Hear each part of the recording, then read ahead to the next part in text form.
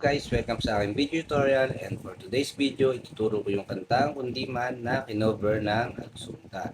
So, umpisahan na natin siya sa mga intro and verse. So, sa intro, same lang siya ng verse 1. So, kung kukuha nyo yung intro, kaya nyo na tutugin yung verse 1. So, umpisahan na natin sa mga chords. So, sa chords, meron tayo dyan na C sharp minor 7.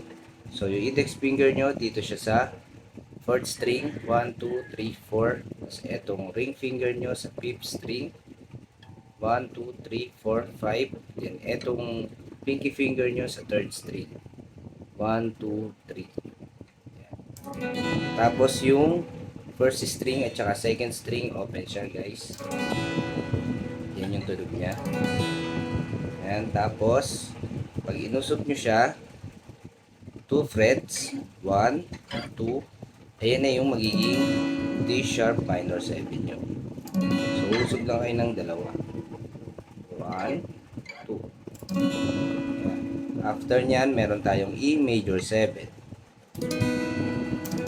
So, yung E major 7, yung index finger nyo, nandito siya sa 5th string, 7th fret.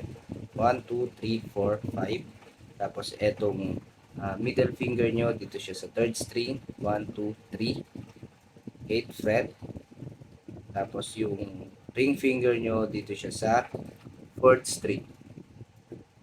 1, 2, 3, 4. So, yan na yung E major 7 nyo. Open string lang lagi ito guys, yung first and second string. So, nakuha nyo na yung mga chords sa intro. So, sa strumming pattern naman tayo.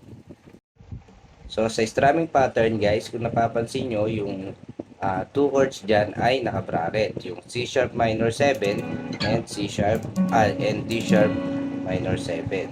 So, ang magiging strumming pattern natin dyan ay hatiin natin. So, sa first chord, ang strumming pattern ay down, up, up. Then, sa second chord, yung D sharp minor 7, magiging up, down, down, down.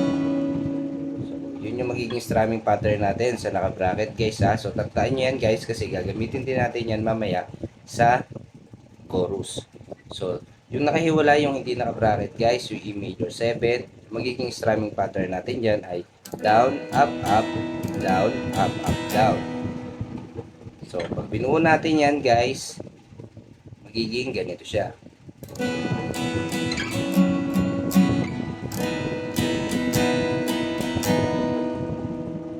Pagkala natin guys, ulitin natin. Up, down, down, down. Tapos, down, up, up, down, up, down. So, ganun yung mga strumming pattern niya guys, no? So, tugtugin na natin yung intro. Sa intro guys, 2 times na natin siya ulitin kasi masyado siya mahaba. So, after ng 2 times, papasukan na kagad natin ng verse 1. So, sample na natin yung intro and verse.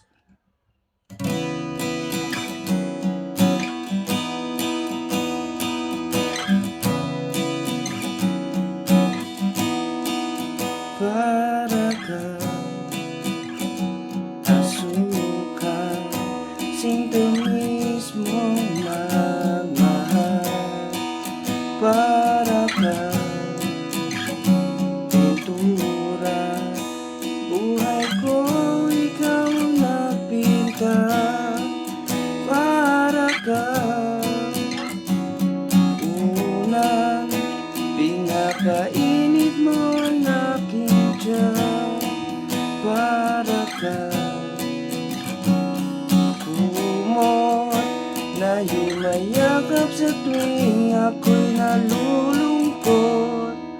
So, yun guys, yung intro and verse 1. After nyan guys, papasok na yung pre-chorus. So, tara na sa pre-chorus. So guys, sa pre-chorus naman guys, ang mga chords natin dyan ay C sharp minor 7, tapos D sharp minor 7, tapos C sharp minor 7 ulit, tapos F. So yung F, ganito siya. Yung index finger niya nandito sa 2nd fret, 6th string. Tapos etong middle finger sa 3rd string, 1, 2, 3. Tapos etong ring finger sa 5th string, 1, 2, 3, 4, 5. Tapos etong pinky finger natin, dito siya sa 4th string. So, open string pa rin siya guys ha. Tapos ito guys, kahit di nyo i-flat, kahit nakaganyan lang siya, ito lang yung pipindutin nyo, yung 5th string, no? Yung 6th string guys. Ayan. Kahit di nyo siya i-flat. So, umpisahan na natin guys sa strumming pattern. So, sa strumming pattern, down down lang siya, no?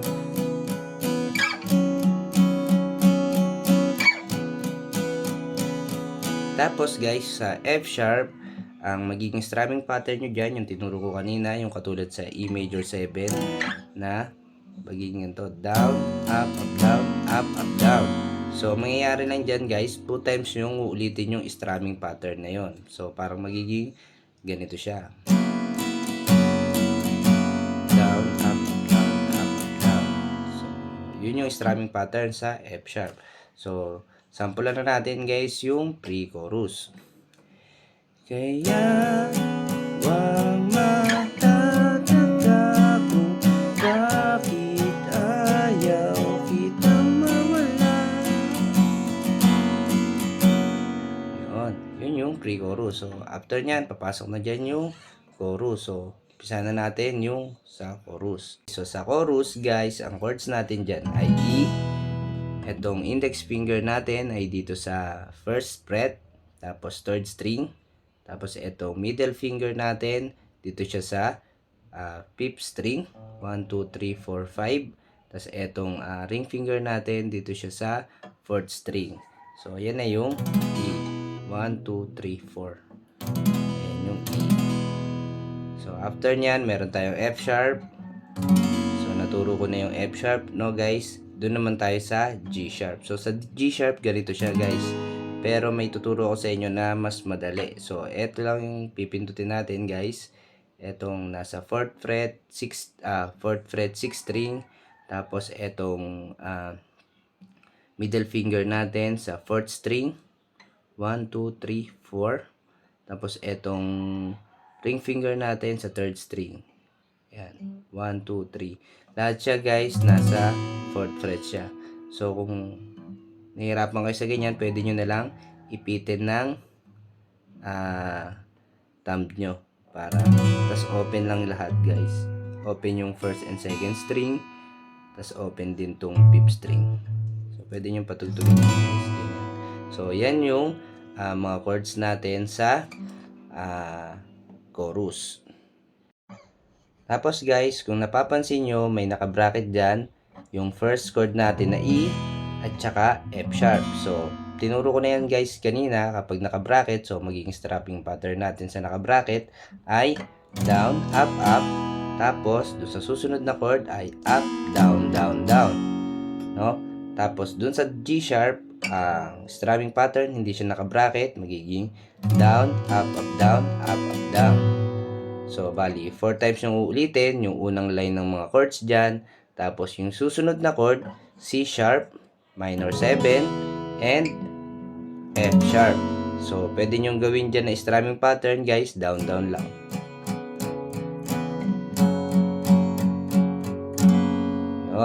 So, guys, sample na natin yung sa chorus.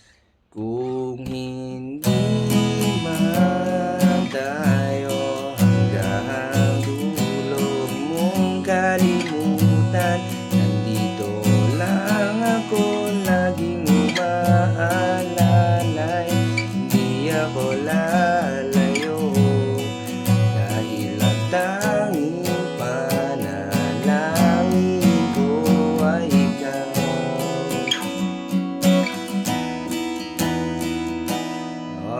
So, yun yung chorus guys. So, after nun guys, interlude na. So, sa interlude, same lang siya ng strumming pattern and chords ng intro. Pero, 4 times nyo lang siyang uulitin. So, pagkatas ng interlude, verse 2. So, sa verse 2, same lang siya ng verse 1. Tapos, pre-chorus ulit. Tapos, chorus. Tapos, papasok na doon yung bridge. So, sa bridge na tayo guys. So, sa bridge guys, ang mga chords dyan ay D sharp minor. So, sa D sharp minor, itong index finger natin, dito siya sa 2nd fret, 1st string. Tapos, itong middle finger sa 3rd string, 3rd fret. Tapos, itong ring finger sa 2nd string, 4th fret. 1, 2. So, ayan yung D sharp minor. So, after nyan, meron tayong chord na E. So, sa E, ang index finger natin, andito siya sa 4th fret, 3rd string, 1, 2, 3. Tapos, etong middle finger natin sa 1st string, 4th fret. Yan. Tapos, etong ring finger natin, dito siya sa 5th string. Yan na yung E, no? So, after niya, babalik yan ng D sharp minor. So, after ng D sharp minor, pupunta tayo ng G sharp. Flat siya ng 4th fret. Tapos, etong ring finger nyo sa 5th string. Yan, 1, 2, 3, 4, 5. No, tapos, etong pinky finger nyo, dito siya sa 4th string. Bali, 1, 2, 3, 4. Ayan. No? Tapos niyan, meron tayong chord na C sharp minor. So, yan yung C sharp minor. So, yung C sharp minor, etong index finger nyo, dito siya sa 5th string. Tapos, etong index finger nyo, dito siya sa 2nd string. 1, 2. Tapos, etong ring finger nyo, dito siya sa 4th string. 1, 2, 3, 4. Tapos, etong pinky finger nyo, dito siya sa 3rd string. 1, 2, 3. Yan na yung C sharp minor. So, kahit i-open nyo tong nandito sa 1st string. No? So, after nyan, meron tayong A. So, sa A, ayan yung A. Yung index finger nyo, dito siya sa 1, 2, 3, 4th string. 2nd fret. Tapos, yung ring finger nyo, dito siya sa 3rd string. 1, 2, 3. Tapos, etong pinky finger nyo sa 2nd string. 1, 2. So, yan na yung A. No? So, after nya ng A, babalik yan ng G sharp. Yung kanina tinuro ko. Tapos, G. So, sa G, yung middle finger natin, dito siya sa 3rd fret, 6th string. Tapos, etong pinky and ring finger natin, dito siya lalagay sa 3rd fret, 1st string, and 2nd. Tapos, etong index finger natin sa 2nd fret, 5th string. So, yan na yung G. Tapos, meron tayong F sharp. So, yan yung mga chords sa bridge. So, ang strumming pattern dyan, puro down lang.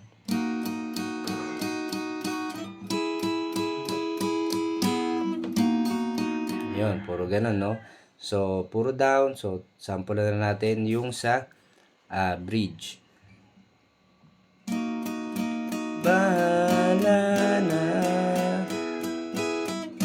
ayoko munang magsalita. Hayaan na muna natin ang daloy ng tadhana. So, after ng bridge, guys, papasok na doon yung instrumental. So, sa instrumental, parang ganito siya.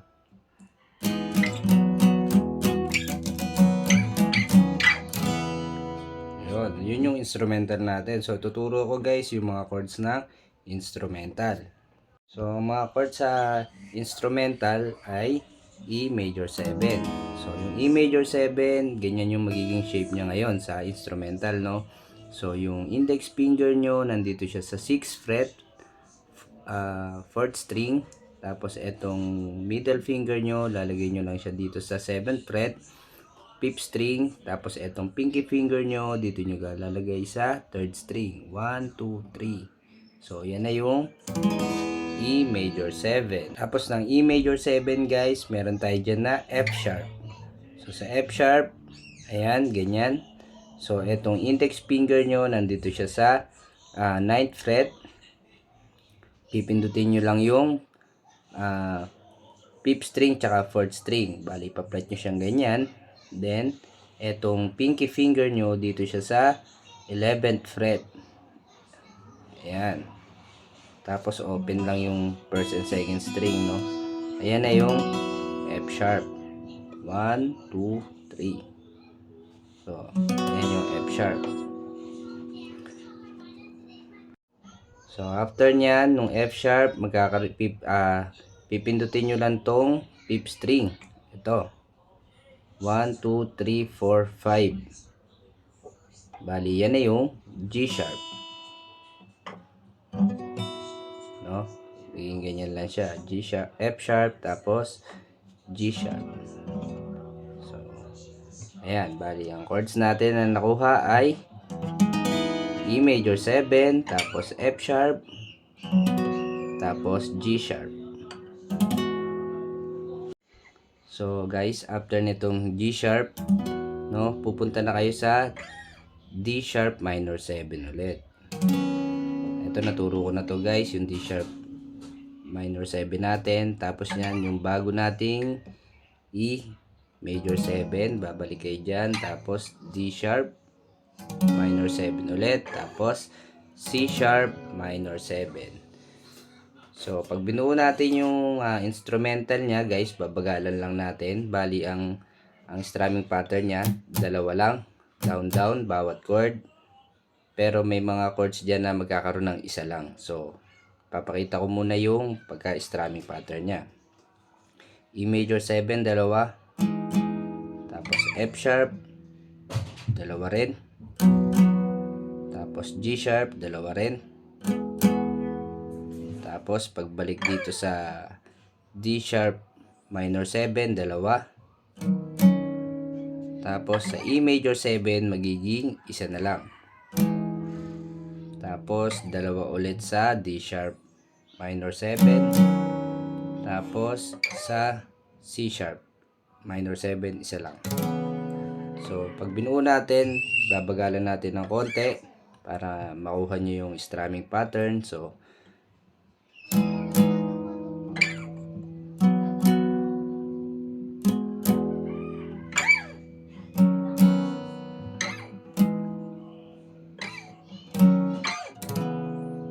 yun. So ulitin natin, medyo bibilisan natin ng konti.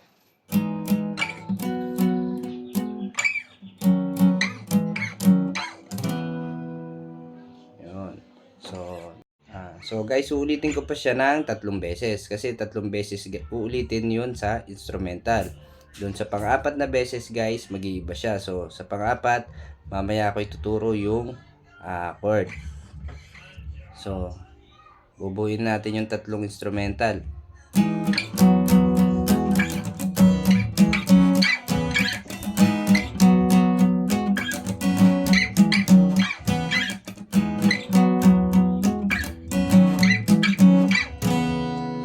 Yun yung instrumental na 3 beses. So, dun sa last part ng instrumental, magiging ganito na siya.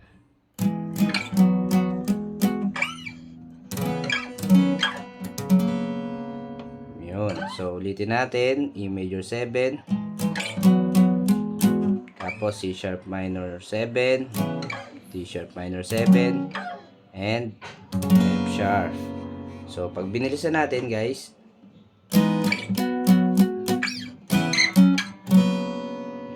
so guys, buuin natin yung buong instrumental.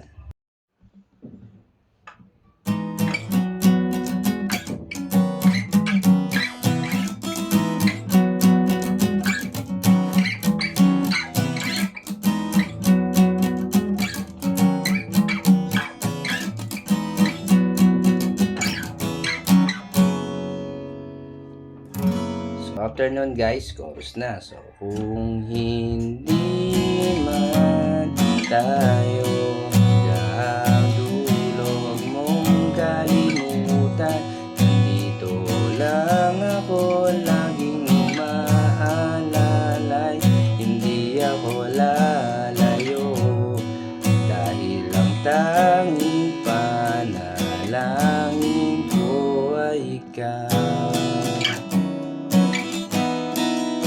Ay ikaw. Ito guys, outro na to. Ay ikaw. Yun. So, maraming salamat sa panonood.